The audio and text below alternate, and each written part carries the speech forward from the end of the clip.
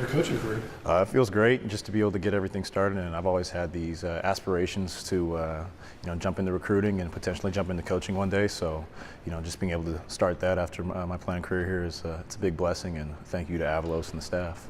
Do you feel like the last couple of years you've been doing a lot of coaching as a player too? Maybe the injury bug kind of hit you. I mean, were you kind of helping out and stuff from afar?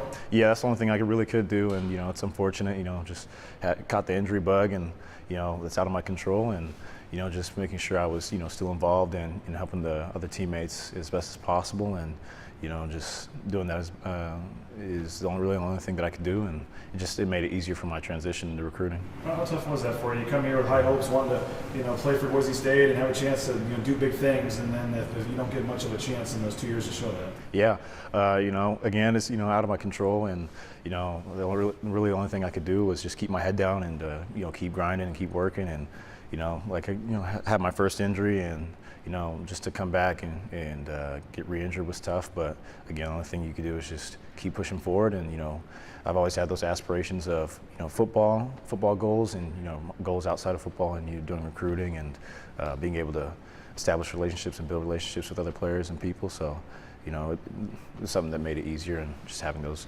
dreams. What sparked those aspirations to get into coaching? I have my dad.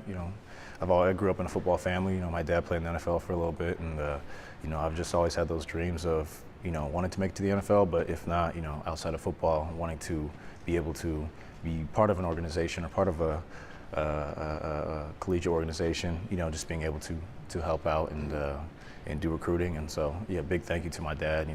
He's taught me everything that I know. So did he coach as well? Yeah, so he did coaching, just at he coached me through youth football, and he also coached at the high school level with my brother and stuff. Where did he play college ball and in the NFL, your dad? Yeah, so he played at University of Oregon, and he also he got drafted by the Seattle Seahawks, and then he played for a little bit for the Tampa Bay Buccaneers as well. Okay. Mm-hmm. What's his first name? Daryl Reed, or Daryl. So yeah.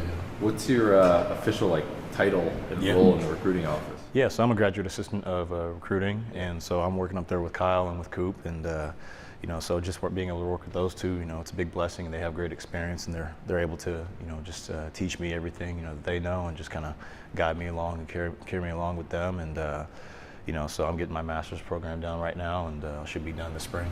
How different is recruiting now with the transfer portal and everything? Yeah. When you were in high school or before that, now with the no sit-out rule and all that, just what's it like being part of the recruiting staff? Yeah, it's definitely more complex, so there's just a plethora of players and, more players, but, the biggest thing for us is just finding players that can, that fit our culture and fit our organization, the best way possible, and just sticking to those standards is what we need to do. So what does the recruiting staff have you doing right now? Are you just tagging film? Or?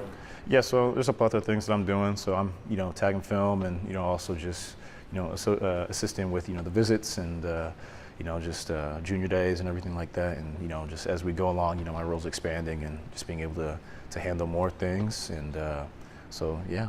Recruiting's not obviously an easy job. It's not. Some coaches hate having to do it. Yeah. What do you think about your personality and this passion it feels like you have for recruiting? Mm-hmm. Where does that come from? And are you expecting to be a really good recruiter in this business? Yeah.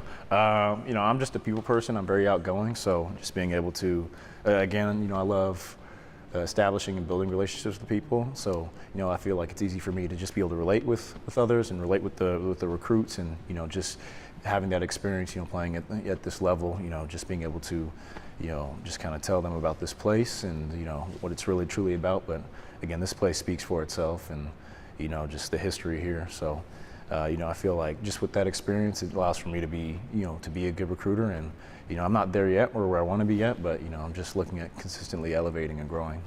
Outside of, stats, size, grades, what are some of the qualities that make the ideal recruit that Boise State looks for? So I get, grades are a big thing, but, just being able to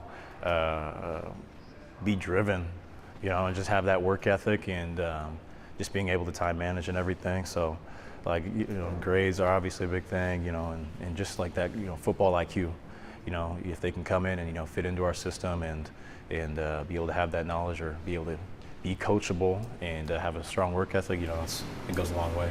Have you had a chance to go on the road yet, do any home visits, anything like that? No, not yet. Just strictly, in-house and working in here, yeah.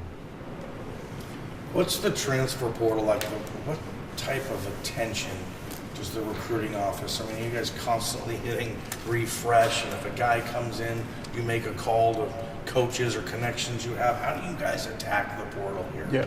So I think it's pretty even. We look at the high school recruits as well as the portal. We want someone that can come in and be here for a few years and grow within our program, and that we can work with.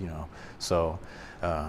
I mean, we do look at the portal. We'd also look at high school recruits, but just again finding those players overall that can fit our needs and fit into the culture is the biggest thing. So.